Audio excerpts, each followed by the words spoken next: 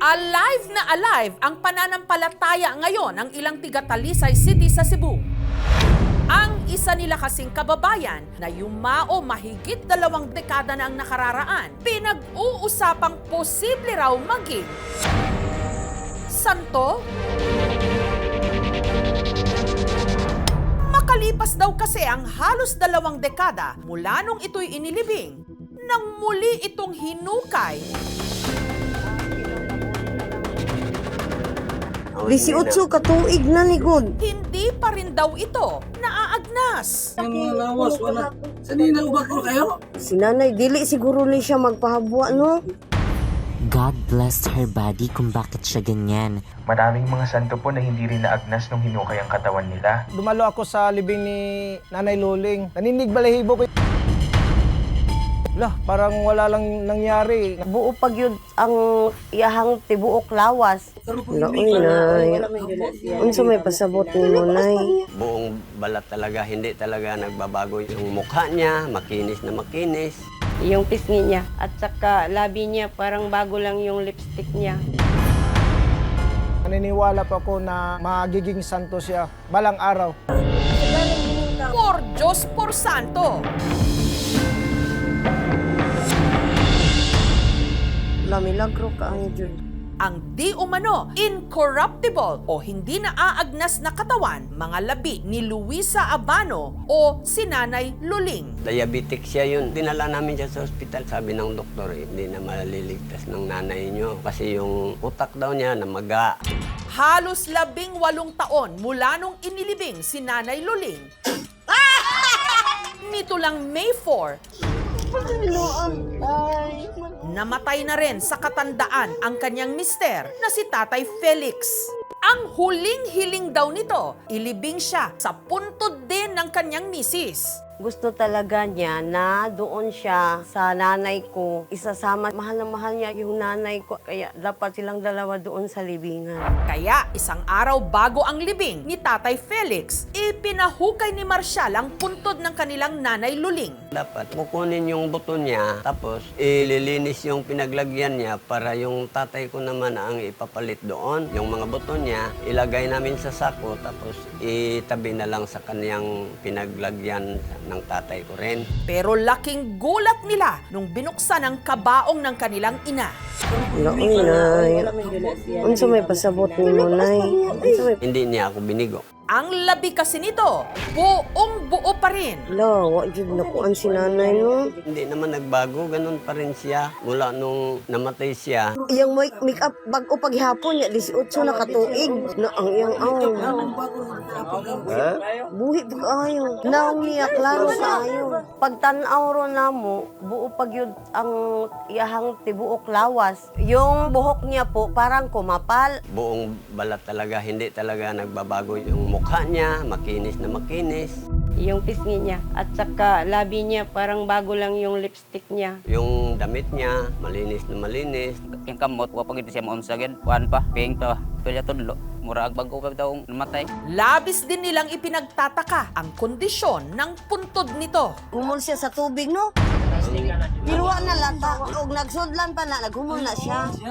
Layo kay ang dagat, ma'am, sa gilubngan ato akong nanay. Init yung ayo tong lugar ang iyang gilubngan. Ug nganong naa siya tubig. Dili siya init kay nangano naa man siya tubig. Imposible no ang iyang lungon ba wa sad siya na. Niabot og 3 ka oras nga mahubas siya. Kuha na mo dari kang Nanay Luling lagid nga puntod mo ay na tubig. Sa uban wala man. Anong gahi man asa? Ay lang sigpog sa dungoy kay basinyag mas suko noon nas nanay. Way baho, ma'am, kay ang mga suporterero nga nag-ukab didto, wa gyud makatimaho. Mauna amon natingad-an, ma'am. Oy, kinupag yun. Ang laki ng tuwa ko kasi sa mahabang panahon na nawala siya sa amin. Nakikita namin siya uli na ganun pa rin siya. Milagro po talaga. Kasi bakit 18 years na hindi talaga siya naaagnas? Hindi na lang namin inalis sa kanyang pinaglagyan baka magalit pa yan. Tinakpan na lang namin uli at nilagyan ng halo, tapos ginawa ng bagong simento. Ipinatong na lang namin yung tatay namin sa ibabaw niya. Sukad nga nakita na mo si Nanay Luli nga wala na agnas, nagampo jud kong nga tabangan minimo, naalang mis na may palas, walay mga sakit. Turin na mo siya nga parang santo na talaga siya. Naniniwala pa ako na magiging santo siya balang araw.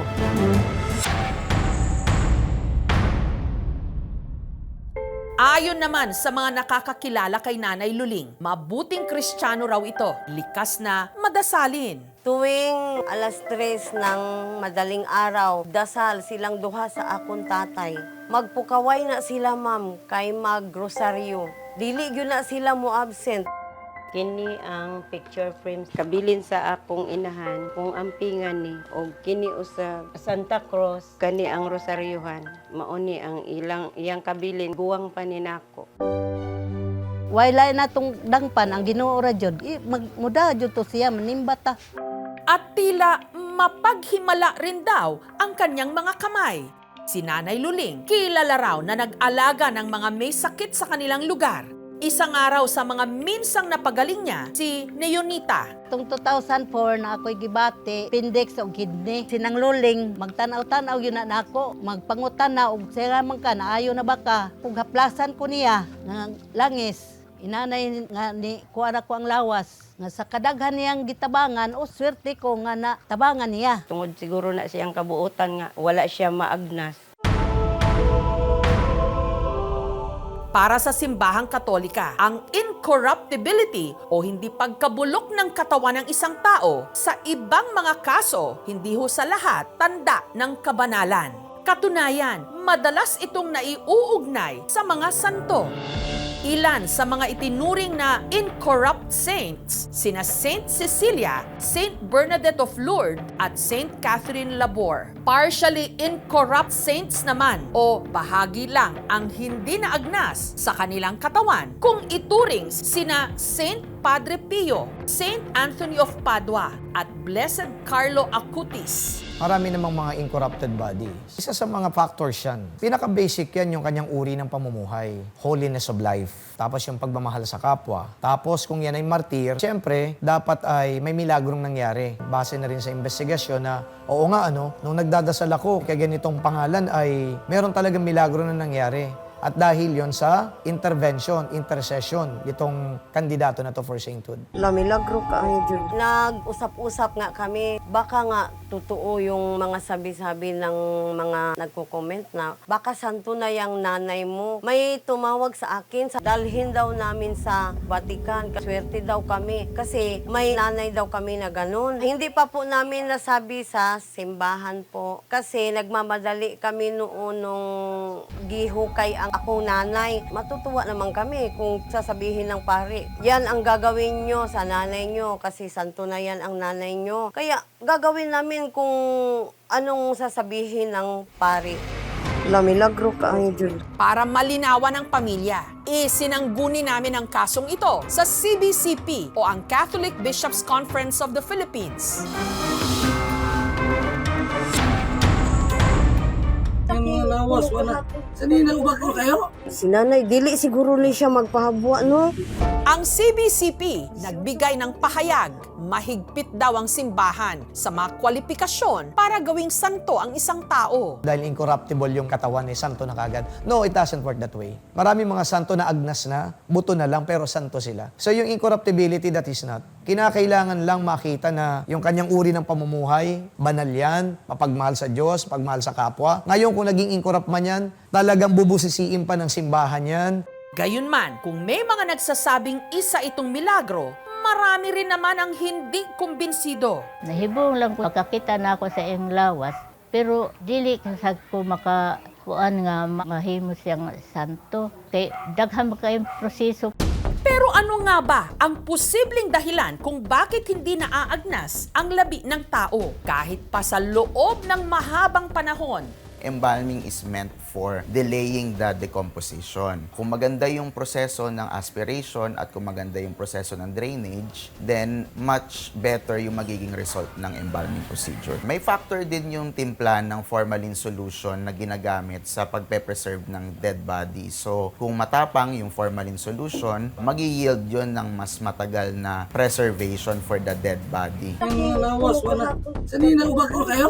Sa decomposition, pwede nating tingnan yung internal factors, yung kung hindi ba namatay from an infectious process si nanay. Kung external factors naman, doon papasok yung lupa, kung saan siya nilibing, gaano kalalim, yung relative moisture at saka humidity doon sa paligid. Pero bakit din ba nagkatubig ang puntod ni Nanay Luling? Yung mga tubig sa libingan, that's called the water table aquifer. Yan yung layer ng lupa na water-bearing, may tubig. But if you will notice, meron dong water line makikita mo, which proves na ang tubig nagpa-fluctuate. And it only happens sa water table aquifer. Laoy, Nay. Unsa may pasabot ni mo, Nay? Pipiliin po muna namin siguro na doon lang sila munang dalawa, hindi lang muna hukayin yung nanay namin. Parang sabay lang silang namatay ang nanay ko at tatay ko. Siguro mauna ang iyahang gusto nga makita siya ni tatay nga hindi pa siya buto. Laoy, Nay. Unsa may pasabot ni mo, Nay? Maraming tanong tungkol sa labi ni Nanay Luling. Pero ang pinakamahalaga para sa kanyang pamilya, buong-buo pa ang kanyang labi nung sila'y nagkasamang muli ng kanyang mister. Tay, natuba na jud imong pangandoy nga magkuyog mong duha. Kapahuway na katay. Di na kami ngaon sa among nanay na nagakuyog na mong duha.